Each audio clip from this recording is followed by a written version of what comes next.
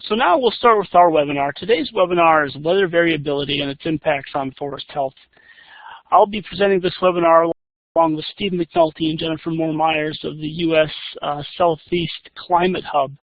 Now, I think most of you probably know that I run the Forest Health and Invasive Species program for this southern region, and I deal a lot with a lot of on-the-ground forest health issues, especially pertaining to ID, diagnosis, and management. And I try to make sure our professionals out and about have the knowledge they need to help the landowners with this type of thing. The Climate Hub is located in Raleigh. It's a great group of people, and they do everything from forestry to agriculture. Their website was on that initial page, right underneath the Forest Health website. It's on that page. You can find it. They are a wealth of information when it comes to all things weather and climate, current and forecasting. They help figure out what are the impacts of this weather and climate on the forest, on the land, on the agriculture, on the animals. They do a lot of different things. It's a very wide-ranging group, a very important group. So as we're talking today, and as Steve and Jennifer are talking, think about what they're saying, and please go to their website and check out what they do. They've got a lot of resources for us there. So getting right into it, the title of the webinar is weather variability and forest health. But first, I think we need to think about what is forest health. Well, forest health completely depends on your objective. If it's to produce saw logs, pulpwood, or other timber products, you might have one set of management guidelines you're going to go ahead and do. But that's not the only thing you can do. You can have land for hunting and fishing. You may just have a lot of forest land as an investment for you, or maybe to pass it on to your children or other heirs as time goes by. You may want it just to produce firewood or biofuel. Some folks like to have forest land and natural areas for privacy, or just to sit and enjoy the beauty and the scenery and other animals and wildlife that may come along. There's a lot of people, especially in the southeast and out west, that like to use these natural areas for recreation other than hunting or fishing. And we're talking ATV rides, maybe motorcycle riding, hiking, lots of that sort of thing. Some folks like land just to protect it and to conserve biological diversity and conserve nature and let nature do its course, so to speak. And finally, there's a lot of people that like to collect non-timber forest products, we call them. This could be mushrooms, berries, other forest edibles. One other thing that is part of this non-timber forest product is pine straw, and that's often done in conjunction with the production forestry. Now, in the southeast, we deal a lot with that very top topic, the whole production forestry thing, and it's for a good reason. The southeast is one of the most important wood-producing areas of the world, really. And so for that matter, we have a lot of forests, we have a lot of forest area, and a lot of our private landowners especially look at forest health from a productivity standpoint. And when you think about forest health in the southeast, there's a lot of different factors that go into how healthy is a forest at any one time. Historical land use is a very important factor, and it may or may not make sense, but when we see a forest now, especially a healthy forest, it might look something like this. You've got a nice grassland here, maybe you've got some longleaf. This looks like a great forest. But it's important to remember that before that great forest, it was probably cotton. And cotton is extremely hard on the environment. It's a very intensive agricultural crop. It takes a lot of chemicals. Cotton as a plant is very hard on the soil. It sucks a lot of nutrients and doesn't leave a whole lot left. So by the time you get to this really nice forest, it's almost like you're working with degraded soil. The soil's been broken down and it's been really sort of used and abused. So in one sense, a lot of these great forests we see now are growing on land that was subpar to start with. Commercial forestry is a factor that we could spend all day talking about, but let's just talk about resistance to pests and diseases really quick. Is commercial forestry leading to a reduction in pest resistance? It is intensive management, and a lot of times when commercial forestry outfits and places that produce a lot of seedlings, when they're going through creating new seedlings, creating new selections, it's pretty rare that pest resistance is one of the factors they consider. It's most often growth, stem form, there's some resistance to fusiform rust and possibly some tip moth stuff, but as far as bark beetles are concerned or other defoliators, that's rarely, if ever, considered. It's mostly from a productivity or even a wood property standpoint. Management is a really big factor when it comes to how healthy are forests, and sadly this is something that's pretty much 100% human controlled. Humans, once we get a hold of land, we have the power to do good things and bad things to it, and some of those bad things are through just simple inactivity. One of the things we talk about quite a bit is putting the right tree species on the right site. Now this is the historic range of longleaf pine, all this green, and especially in the southeast, I think any of us that are here can agree that longleaf pine is on a fraction of that land now as it was in the past. Once there used to be longleaf pine, it was logged, agriculture came in, then in the 30s the Civilian Conservation Corps came, and it was great. They planted lots of trees, but they planted loblolly pine over much of this area that was once loblolly, or that was once longleaf. There's also the real basic management of competition control once you plant and regenerate a stand. Over here, these are a bunch of young loblolly pines that you can barely see because there's so much weed competition here. And on this side, you've got all sorts of hardwood and shrub competition in a pine stand. Anytime you have competition in a pine stand or in a hardwood stand, especially if you're going for productivity, you're going to stress the health of that stand. Thinning is one of the most important silvicultural things we can do, particularly in the southeast, because we know thinning helps reduce stress to bark beetles, it helps increase resiliency, and it helps conserve water for the tree. Here's an unthinned stand here on the left. You can see how close together these trees are. And on the right, once you thin it out,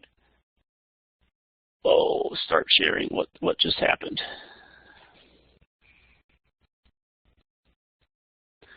Sorry. Once you thin it out over here, you can see there's a lot more area. Each tree has more resources, and for that matter, each tree has a better chance of being healthy. Neglect is one of the main things, and I put this with not thinning, but there's also just simple neglect. When you neglect a forest stand, it loses its health. It loses its ability to defend itself from insects. You get all sorts of death and disease, and on one hand, that's a natural thing. So if timber production is not your main agenda, then to an extent, neglect is maybe something you can tolerate. If you're looking for just a pure natural stand to take its course, then this is certainly what it is. It should also be pointed out that if that is the case, this stand is at a much higher risk for bark beetle infestations. And fire is a very important silvicultural tool. The lack thereof over here you can see in the southeast with the fire. If you don't burn, a lot of these pine stands will get overtaken by sweet gum ceilings within 2-3 years. And fire, there's a skill and an art to it. So if you do it too hot, you get a lot of top kill and sometimes whole tree kill as well. So it's not as easy as just running in there and lighting a match and letting nature take its course. You've got to manage that fire a little bit. And finally, one other factor that works with forest health is weather, and that's something that we have zero control of. And I like to think of each of these factors as cards in a deck. A tree can handle so many cards, and at some point for each tree, there's a number of cards that hits a tipping point. A tree can handle maybe one of these factors, maybe two, maybe three, but a lot of times you get multiple factors all impacting a tree at once, and the tree just can't handle it and can't keep itself healthy. So when it comes to weather, we're going to talk about that a little bit. And right now I'm going to turn it over to Jennifer, and she is going to talk about weather and climate in the southeast and how that relates to some of these forest health issues. Jennifer?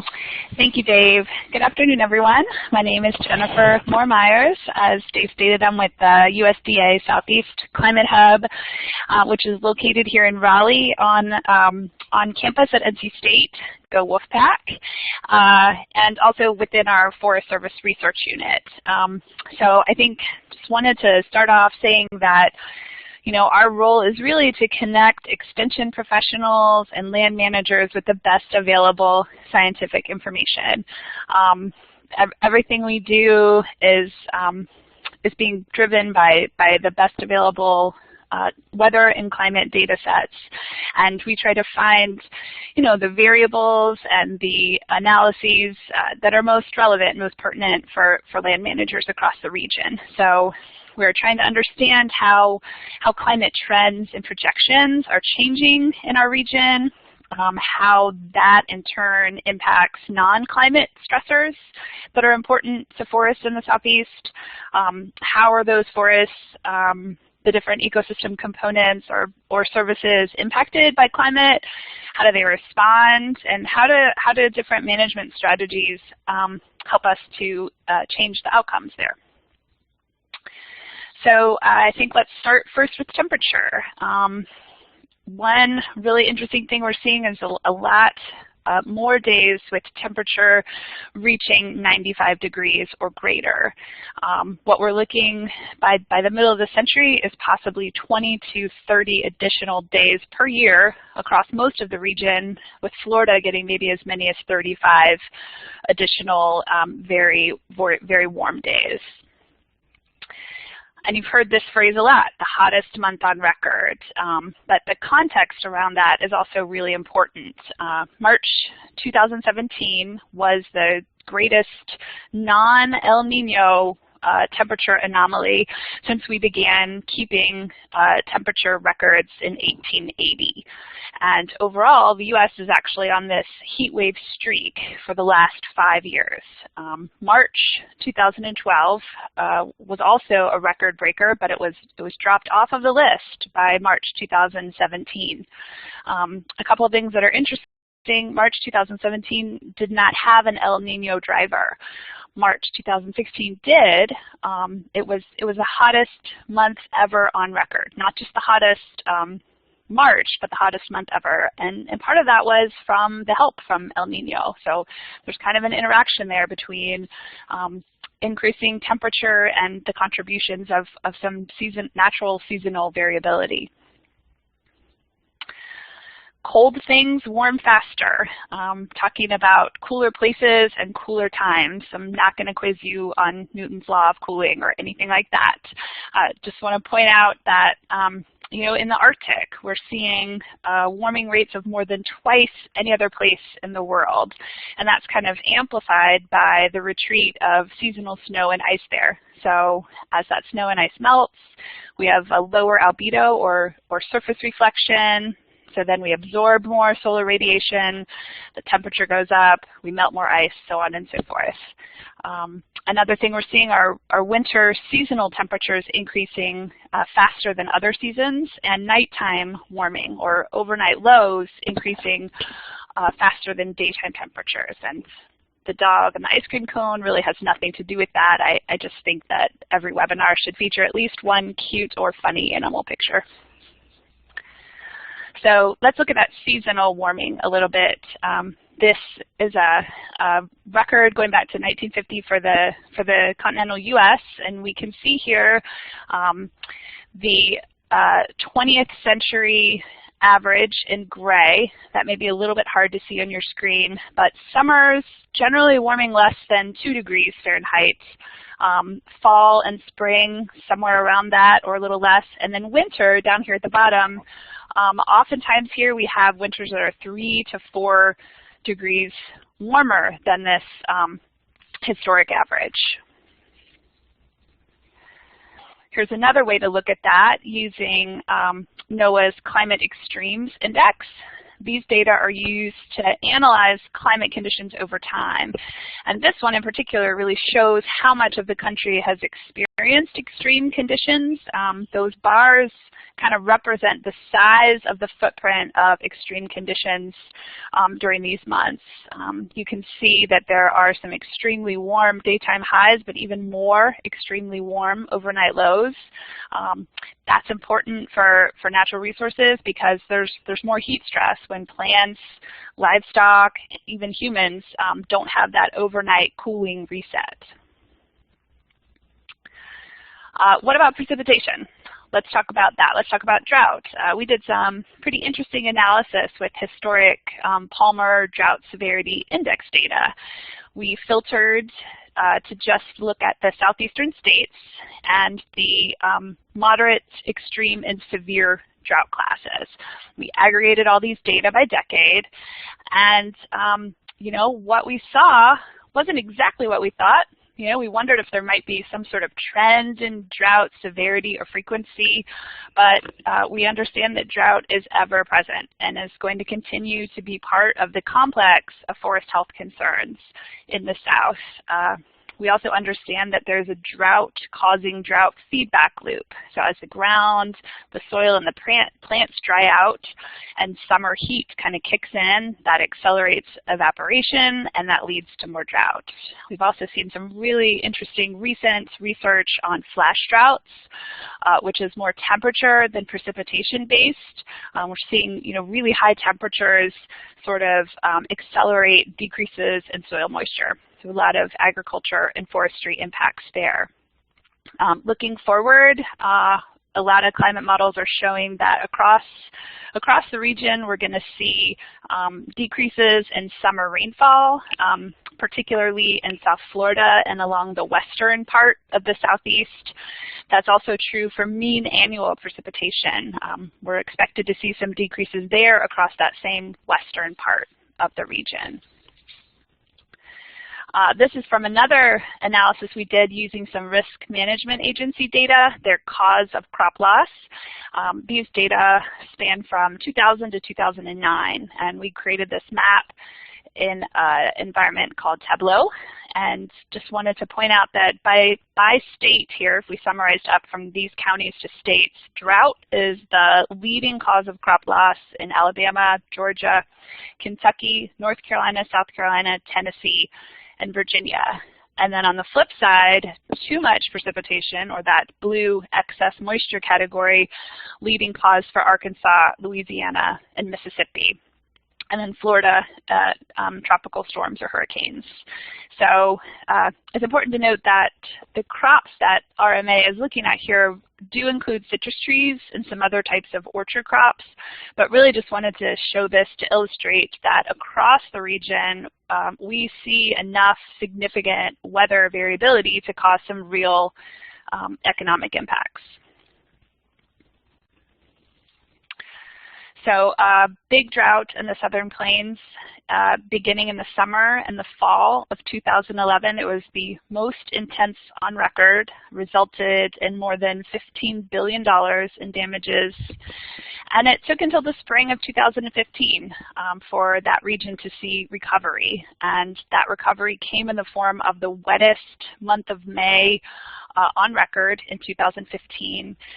Parts of Texas and Oklahoma received more than twice the average amount of precipitation. And that was, again, assisted by a moderate El Nino event. So another place where we kind of have that connection with seasonal variability. Our historic record is already showing increases in intense rainfall. These changes in the chart here are compared to data from 1901 to 1960. And if we were to break this down by region, across the Southeast, we've seen about a 27% increase in really heavy downpours. The Midwest has seen a 37% increase. The Northeast, a 71% increase. The Southern Plains, about a 16% increase. I want to point out that the total annual amount of precipitation may not change significantly, but more of the precipitation we get is currently, and we're expecting to continue to come through these extreme heavy precipitation events, and those are going to occur, you know, alongside droughts.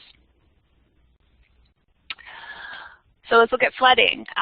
We see an increase not only in the risk of these similar events as measured by the number of years between events, but also in the total amount of rainfall that we see in a typical 3-day heavy rain event.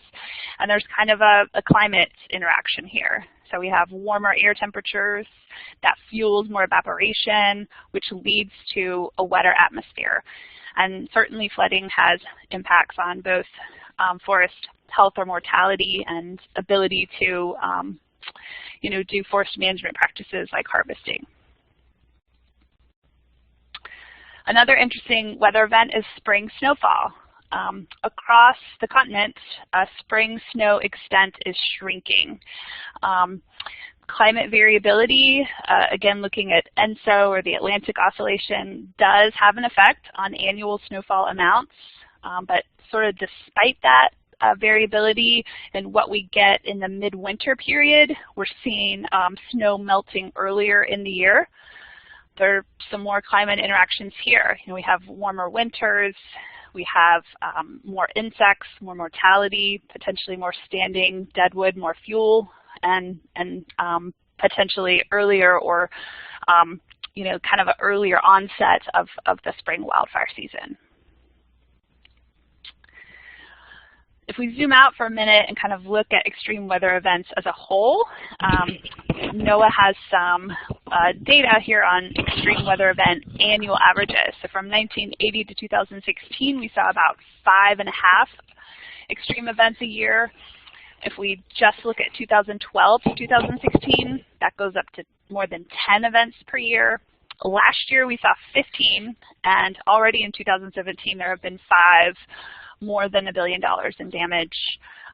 2016, also note, there were 4 separate billion-dollar flood events, and no more than 2 of those have occurred in any single year since 1980, since this whole analysis period.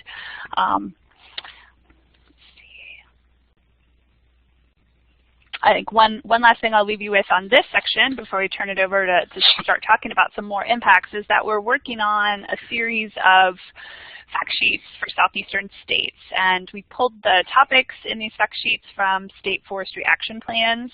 We reviewed all of the best available scientific information and identified what's most relevant in terms of impacts to forest health and also strategies for reducing potential damage and maintaining healthy forests. So we're excited to share those with you in the near future, and we will pass them through our partners at SRES, through Dave and this network to make sure that you know when they're available. All right, Dave, back to you. All right, thanks, Jennifer. So before we talk about some case studies, I just want to take a couple minutes to give some background and set the table of how weather impacts forest and especially tree health and how it impacts with some of the insects and fungi that really, really make this tree health go. So jumping back to Insect Biology 101, insects are ectotherms, and that means their temperature is what the outside temperature is. So if you have outside temperature on this axis, as it goes up, an insect temperature also goes up. So the warmer it is, the faster an insect grows and the warmer that insect's temperature is. And a warmer body temperature means insects grow bigger and they grow faster.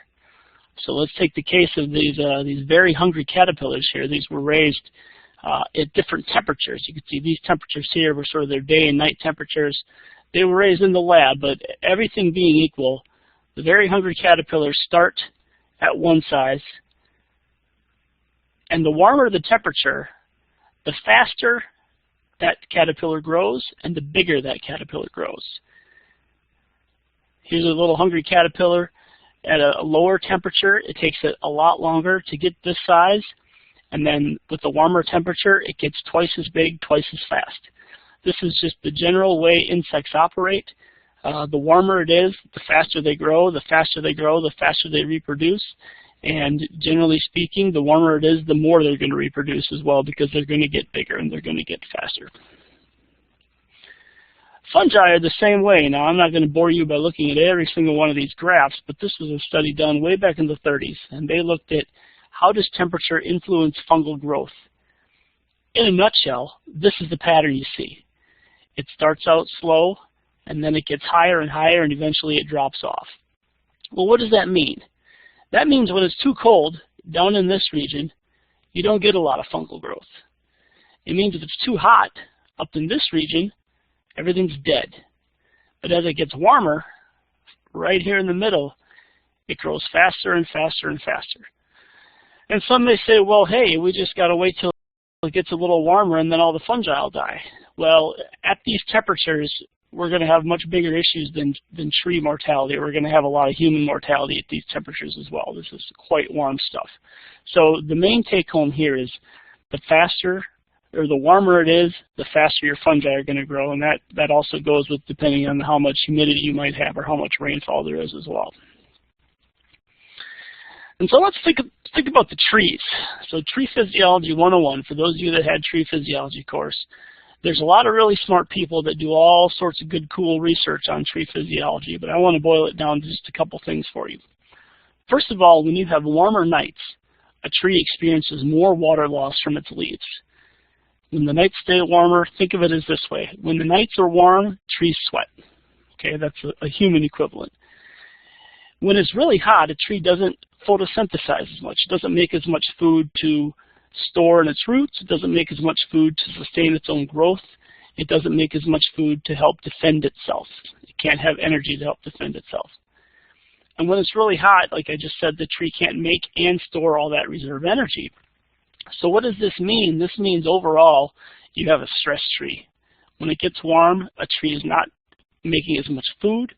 There's probably less water available. It can't store energy, and it can't defend itself as well as it could if it wasn't as warm. So armed with that knowledge, let's jump into a couple of case studies. First, I want to talk about southern bark beetles. And for those of you in the southeast, and maybe some of you beyond, you know that we have had a heck of a time in the last few years with southern bark beetles. Alabama especially has kept some nice records about acres impacted by bark beetles and different spots. This is another word for a little mini outbreak of bark beetles or a little area of tree kill. You can see they've got a lot of areas here, and then there's some scattered throughout. Florida has got all sorts of stuff, especially in the northeastern part, but even some over here in the Panhandle. You can see in Florida and in Alabama, they have all three native bark beetle issues. They have southern pine beetle, Ips bark beetles, and black turpentine beetles, and it doesn't separate them out here, but these two main spots are mostly southern pine beetle. This is a lot of Ips, and up in this region, you've got a lot more Ips and black turpentine beetle. So they're having things all over. It's not just one thing. So let's talk about Ips bark beetles for now. Normally, well, not normally, these are common in the southeastern U.S., and they generally attack weakened or stressed trees. The male starts singing a gallery and then calls a female in using odors they give off called pheromones. Now here's the important part. They can cause mortality of trees during droughts. And remember what Jennifer just said about all these warmer temperatures and more droughts. We're having a lot of these in the southeast.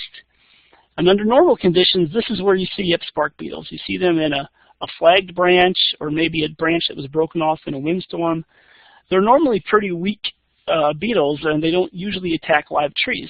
They sort of pick off the weak. The old and the dead is how I like to characterize them. From an aerial view, this is what mortality from Ips beetles looks like. You just have a dead tree here, dead tree there. There might be a little patch like you see here, but it's scattered. It's scattered, it's random, it's a dead tree here and there, and these were individual trees that for whatever reason weren't healthy enough to protect themselves. Fast forward in the time of droughts, and we'll take Mississippi a couple of years ago. They had a heck of a drought, especially in the western part of their state. And they were seeing larger Ips spots than just one or two trees. They were seeing multiple tree Ips spots fairly often. You have all the sawdust at the bottom here. The trees were alive, but because they were so weak from that drought, the Ips came in, and they were the final card. They pushed them over the edge and finally killed those trees, and that was a fairly big issue in Mississippi. Just this last year, Georgia has had a heck of a time with some bark beetle issues. Over here on the left, you can see we had a lot of southern pine beetle spots down in our southeastern corner. So this is right above northeastern Florida, where they had a lot of southern pine beetle. And then a little later last fall, it got so dry, we had Ips bark beetle outbreaks all over the central and northern part of our state. And this is almost unprecedented. There were Ips spots all over the place. We wonder, well, why did that happen? Well, when you look at the weather, it's because it was bone dry. It's completely bone dry throughout the middle chunk of our state. And this whole region is where we had so many Ips bark beetle spots and so much mortality. And, you know, it was also an area that was under some pretty intense drought. And this is still ongoing. We've still got Ips bark beetle issues in Georgia. Here's a really great shot of an Ips gallery. This is the little nuptial chamber that the male digs out, calls in his females, and then females will dig their galleries up and down. You can actually see a beetle right here in this one. We're seeing this multiple tree spots, and they're ending up killing trees. They're ending up pushing these trees over the edge because it's just one more stress factor a tree can't handle. And because the trees are so stressed and because there's not a lot of water, they cannot make enough pitch to try to protect themselves. They can't pitch out those beetles. They're just sort of left there with not a lot to defend themselves, and the Ips can move in, and then the Ips can push them over the edge. And we're seeing this not only in Georgia. This is from Stone Mountain, just north of Atlanta. This is from the Oconee National Forest. There are issues in Oklahoma, Alabama, Florida, South Carolina, all over the Southeast. There's, you know, a simple Google will show you all sorts of different press releases that have been released by University Extension, Clemson University, South Carolina Forestry Commission, Georgia Forestry Commission, Warnell School of Forestry. All sorts of university extension and state forestry agencies in the Southeast are trying to let people know, hey, we're in a very dry time, be on the lookout. It's basically Ips bark beetle time. And, you know, we'll talk about this in a little bit. Well, what can we do about it if it's not going to rain? Short of irrigating your stands, what can you do about it? We'll talk about that in a little bit. So this is one example of how this dry weather, this drought, is really impacting tree health because it's resulting in a lot of dead trees, dead pines all across the Southeast. Jennifer, would you like to talk about the next case study here? Yep, thanks, Dave. So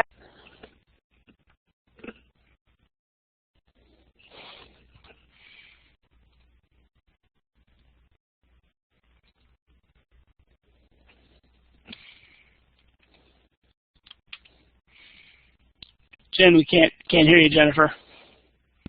oh, can you hear me now? There she is. Yeah, go ahead and start over with that slide. Sorry about that. So I'm going to talk to you about the wildfires that occurred last November across Georgia, North Carolina, South Carolina, Tennessee. We had about $50 million worth of structural damage. There were 134 injuries and 14 fatalities as a result of this complex of fires. It was the deadliest in the eastern United States since a fire in Maine that killed 16 people in 1947. It was also the largest wildfire on federal lands in the eastern U.S. There was more acres burned than in the last 43 prior wildfire seasons combined. I think it was more than 10,000 acres in the Great Smoky Mountains National Park and about 45,000 acres on the Nantahala National Forest alone. A couple things that are kind of connect this to climate are the extremely severe drought that this region saw for many, many months, and that in combination with the warmest fall season from September to November on record for that area. A couple additional interesting points, you know, those the high temperature in Gatlinburg, this is just an example from WeatherLink. One of these days was 118 degrees with a heat index of 128, and the winds were incredibly high. There There were winds at 43 miles per hour with gusts of up to 69 miles per hour. Everything occurred after leaf fall, so a couple points there. There was a lot of leaf litter on the ground, and it was all very dry because of that drought, because of that lack of rainfall, lack of leaf wetting. And the timing was also unfortunate because it was off-season, and there were fewer seasonal staff. You know, a lot of those national forests and parks increased their staff during the summer to help with recreation and also with fire suppression, firefighting, and we were kind of out of that window, so we had fewer folks to respond. There was a lot of fuel accumulation because this area has such a long history of fire suppression. In a lot of these mountainous areas, the understories have, because they haven't been burned, are really full of rhododendron and mountain laurel, and those are really oily shrubs that burn quite easily. Some climate interactions here. Again, we've been talking about these warmer winters, how we get faster insect growth, more generations of insects. We've got more tree mortality as a result of some of that, those insects, temperature, and drought interaction, and we got some more fuels available for wildfires. I just wanted to mention, some of you may know about this, but the Southern Research Station here at the Forest Service is really leading a coordinated research response to these wildfires. It's being led by Joe O'Brien, and they're using a really interesting incident command structure for that, which is kind of a research question unto itself, but you know, they have different points who are looking at fire behavior, ecology, the socioeconomic impacts. There are a couple folks looking at how that drought contributed to the leaf combustion chemistry, you know, what happened without that leaf wetting and without the carbon loss that they would normally see associated with that. Within our own Eastern Threat Center, Danny Lee and Steve Norman are trying to characterize the fire footprint and looking at interactions with hemlock woolly adelgid, the decline in mortality there, and also what made an effective managed fire edge. So where did we succeed in kind of keeping the fire contained? And then we have also Louise Loudermilk and some others looking at how the landscape overall responds to this matrix of burn severity. Although the wildfires were widespread, in many areas they were pretty low intensity. And then lastly, just want to show you this map of wildfire risk. So, you know, like drought, this is not going away. This map shows kind of a mid-century projection of very large fire likelihood. So that's fires that are larger than 10,000 acres. In parts of the southeast, there may see an increase, a six-fold increase. What we see along with this map are that the 17 models put together for this show that there's going to be an earlier onset of wildfire season across the southern U.S. And those predictions are consistent with what we see with overall warming, more frequent heat waves, and diminished soil moisture.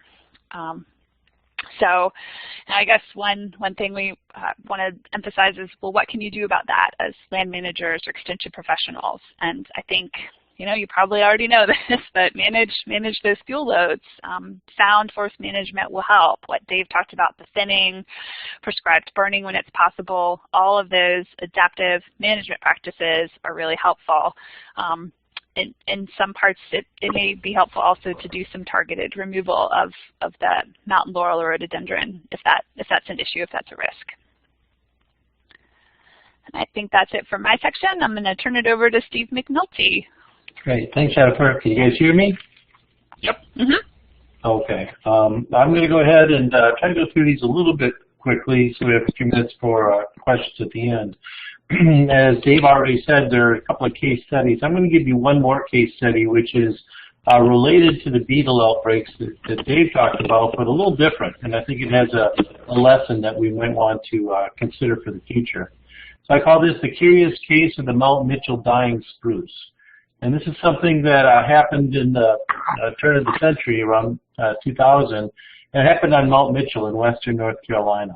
And this is an area that generally receives a lot of deposition, nitrogen deposition from the Midwest. And it was an area where much of this area was in mountain farming in the 1920s. And there's a mixture of conifer and deciduous species up in this area. And we're particularly interested in the area of red spruce that began to die in the late 1990s and early 2000s. And so we went up there and we did some sampling in this area. And what we found was really interesting. We found that the spruce died because they were attacked by some southern pine beetle, which is rare but not completely uncommon. And what was interesting is not that the spruce were attacked, but which spruce were attacked and how they were attacked. This is a graph that shows changes in both temperature and precipitation over time. The green squares are precipitation and the triangles are air temperature. And at the end of this here on the right side, let me pull up a pointer. On the right side here is when the beetles were killing the spruce. And it was a time that was unusually hot. The temperature, as Jen said, is increasing, and this was a period where they had some drought. And they also had a period of unusually low precipitation. So it was hot and dry up there. And what we saw was that it wasn't the poor growth trees, it wasn't the trees that were small and kind of spindly that were dying. It was the really healthy, large trees, the ones that you could see had a nice canopy prior to this drought. They had nice full areas, but the needles were all dying and falling off, while the trees that were in the understory and suppressed and kind of sickly looking survived the beetle outbreak and survived this drought. And so the question is, what was it that caused the healthy trees to die and the seemingly healthy trees to die and the sickly trees not to die? And so we did a couple of measurements of the site conditions up there, and what we saw was that there were some really interesting interactions of stress going on. And the first one had to do with this critical acid load, this nitrogen deposition that we saw up there. And this was an area that did receive fairly high rates of deposition. Some of this area was sort of borderline to being what we can call in exceedance of its critical acid load, the amount of acids or nitrogen that soil could normally take. The second factor we saw was that there was southern pine beetle epidemic up there. It had become warm enough that the beetles were able to get up the mountain and to attack all of the trees in the area. And what we saw was that on the trees that were, this is a pine tree, but you can see these pitch outs where the beetles are unsuccessful in colonizing the trees, and the beetles had the resins from the tree that would exude them from the canopy layer, and they wouldn't be able to create the galleries in which they could lay their eggs. And so the same thing happened in loblolly pine with the spruce.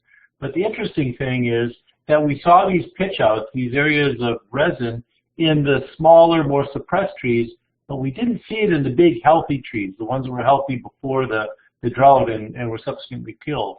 And what we thought happened, and what we hypothesized happened, is this. This is a graph that shows the difference in growth rates between the two. The red line are the trees that are not stressed. These would be the ones that we would be considered the healthy trees, but these are the ones that died during the beetle outbreak. Whereas the green line shows the stress trees. You can see that this is base area growth, so they were growing less every year, these stress trees. But we also saw when we took wood samples that those same trees which were chronically stressed, they didn't grow as fast as the healthier trees. They didn't have as much water stress. So this is an isotopic analysis, and the lower this goes in this direction, the more water stress the trees are under.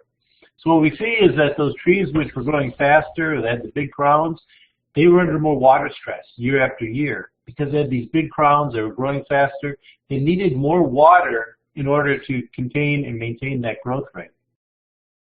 And we also saw that there were changes in the foliar chemistry. The trees which were in the stress plots didn't have as much nitrogen as the trees that were in the non-stress plots. They had better soils to grow on.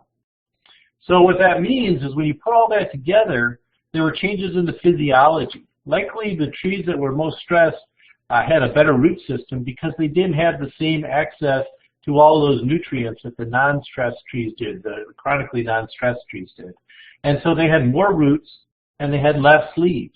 So when it came to the drought period, those spruce that had more roots and less leaves, but although they look sickly, were actually more prepared for the drought that came. We also saw that the insects then, which probably was the final straw in killing the trees, were not able to be pressed out in the chronically non-stressed trees, what we would consider the healthy trees, because the trees dried out. They didn't have the water because of the drought. They couldn't make the resins, and the insects colonized those trees and killed them. And finally, the climate change. The climate change, as Dave said, reduced the amount of carbohydrates in the trees to make resins, and also the climate made it drier and hotter, so they needed more water. So in combination, it wasn't any single factor, but as a combination of factors that killed those trees. And so what we would normally think is a healthy forest, in this case, was just the opposite. It wasn't healthy at all. So what's this mean for the future? You know, Jennifer told us about the changes in climate that we've seen historically, and let's talk just a bit about what we expect to see in the future. First off, you know, the world's been around for a long, long time. That's good news. And we've seen a lot of changes at the regional level over those billions of years. And some of those changes have been at a global scale. There have been meteorites and other types of activities that have huge impacts across the entire globe. But the thing is that as humans, we've been studying these impacts for a much shorter period of time. These are the Sumerians, and they just started writing around 3300 BC. So that's a fraction of the total world's time that we've been around to document things. And even less, natural philosophy, the study of nature, has really only been around since the time of Aristotle in the 4th century BC. So shorter yet. And then we had the Dark Ages, and there wasn't much research going on for about 1,000 years, so nobody was doing much recording or studying how things were changing. Doing a continuing education webinar. Oh, we got somebody who needs to mute their mic. Yeah, I'm working on it. Oh yeah, this is almost over. I'm doing my best to finish. Okay, and then beginning with modern studies started in the 15th century. So when you look at the entire time of human history, we've only been studying it for a very short period of time. And then finally, when you get down to natural history, you know, Darwin and the USS Beagle and all of his famous sailings around Galapagos and those sorts of things, we're looking at the 19th century. So roughly 150 years that we can really say we've been studying nature. So with all of that, you know, it should be much as a surprise that we could have some really big unknowns out there because we haven't seen them. And this is a quote by Donald Rumsfeld, and he was talking about a war back in 2002 that the U.S. is involved in. But I think the same holds to what we're talking about with weather variability and the impact it's having. And it is that the things that we should be most concerned with are the unknown unknowns. Those things that we're not even looking for, those surprises, like the spruce up in Asheville, where it was the healthy trees that died and not the sickly trees. Those are the kinds of issues that are really going to be the key issues in the future. And this may not be unusual, just unusual in human experience. So these kinds of changes, you know, if we look at this picture here, it shows a room with red walls. And we say, okay, this is a red room. But if you look at the whole picture, it's only half red. It's just because we only had time to look at this part of the wall, and this is what we think the whole room looks like. The longer we look, we see that there's a lot more out there we just haven't witnessed yet. And so the future is going to have more droughts. You know, Jen talked about it, and this is some estimations of what drought impact is going to look like, and this basically squiggly line just means there's more of them. And so we can expect to have more droughts associated with temperature and precipitation, and that's going to move these episodic and these chronic shifts in extreme events. So if this is our line we're at right now, well, we have some extreme events, but there's a lot of times we don't have any. In the future, we may have a lot more frequent events and some really, really kind of off-the-chart, non-analog extreme events. That's a concern because we're not used to dealing with those sorts of things. And this is a graph of what the spruce beetle example looked like. This is for the healthy forest before the drought. They didn't really have a lot of mortality. The mortality was very low on these sites until they got to this really series of extreme events. And then it went through the roof because they weren't prepared to deal with that Whereas these chronically stressed forwards, yeah, they had some mortality all the time because they were always stressed. And then when they had another stress, yeah, they had a little more mortality, but they didn't have a complete breakdown the way that the normally healthy forests would. So moving forward, there's a lot of things that we can do, and we don't really have time to talk about them today, but there are things that, from a silvicultural standpoint, we can do to reduce stress. And a lot of the stress has to do with water stress. So anything that reduces that stress, as Dave talked about with thinning and those sorts of things, are really going to help to improve our forest's ability to fight off these integrated stresses and these multiple stresses. So things like reducing stand density, stocking density, increasing thinning, matching tree species to the site, improving your genetic stock, control burning, and to be vigilant with pest species, especially detection and management. You know, this isn't new stuff. We know all about this stuff. We just have to implement it. And with that, why don't we open it up for a couple of minutes of questions. I'll turn it back to you, Dave. All right, thanks, Steve. Folks, if you have questions, feel free to type them into the chat box, chat window on the middle of your left-hand screen.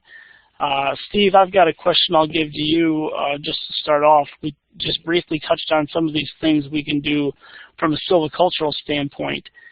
Is there anything particularly different about silviculture for hardwoods versus silviculture for pine when we look to the future and the fact that we're probably going to have more unpredictable weather like we have now? Yeah, one of the main differences, of course, between a hardwood and a conifer is the growing season. So with a conifer, if it gets warm in the middle of winter, those trees are still going to be transpirant. So they're going to be using water. And if you are using a lot more water during what is considered the non-growing season, then when you start the year, the beginning of spring year, it's going to be a lot drier. So we're used to wetting up our soils in the winter months and then having that moisture there for the spring green up. In the future, if we have this temperature condition that increases in the winter, we could end up with a lot drier springs. So for all that means as far as controlled burning, spring planting, seedling regeneration, everything could be differential between the hardwoods and the softwoods. So one other comment that just jogged my memory. I haven't seen any questions come in, but I wanted just to talk about, earlier I think Jennifer talked about warmer winters, and there's a group of us that firmly believe that that is a major contributor to some of the bark beetle issues we're having in the southeast right now. In the past, we could depend on a cold snap to try to knock back some of these beetle populations. It might not kill them completely, but at least it would knock them back a bit. And the last couple winters, especially this last winter, we just haven't had that. Especially here in Georgia and Florida and Alabama, it was warm, relatively speaking, all winter. And because of that, we're seeing southern pine beetle outbreaks earlier than we've ever seen them before. They were alive and well in Florida the second week of February, which is some of the earliest time they've ever documented southern pine beetle outbreaks. So it's not just the summer heat and the summer drought, it's the fact that the entire year is warmer, and the fact that we're not getting a cold winter that under normal conditions would probably snuff out some of these beetle outbreaks. We're just not getting that. And it's almost getting to a point where some of these beetles are just on a 12-month continual life cycle, just kind of lather, rinse, repeat every time. Yeah, that's certainly an issue, and another part of that is the predator system. You know, I mean, if there's changes in these predators moving through, whether it's migrating bird populations or what have you, and they're having changes in their climate wherever they're coming from, that could either impact when they get here, delay it, or speed it up, and there may become an imbalance between when the predators arrive and the beetles are emerging. And you know, those are things that's sort of those unknown unknowns. We really don't understand enough of the system to say what impact that could have. But if those get out of balance, it could have an enormous impact. Yep. All right, it's about 2 o'clock. I haven't seen any questions, so at this point, I want to thank Steve and Jennifer for helping out today, and I hope everyone enjoyed it. If everyone will give me just a moment. Here's a question. We're not going to lose this one. Here we go. Southern pine beetle has been traveling farther and farther north to the point where they're now in New Jersey and Long Island. Are Ips pine beetles and black serpentine beetles also traveling farther north? I'll go ahead and take this one. Ips pine beetles and turpentine beetles are already up there. So its pine beetles are all over the eastern U.S. and they're all over the western U.S. They're pretty much just all over. There's just different species in the southeast and the northeast and the west. Turpentine beetles is sort of the same thing. In the southeast, we have the black turpentine beetle, but starting in sort of the Appalachian Mountains there and then heading north, you have the red turpentine beetle. They are more or less the same. They occupy the same niche. They look the same. They're different colors, a couple little characteristics, but red turpentine beetles are all over the north already. So the north already has ips and turpentine beetles, so they're not moving per se, but they're already there.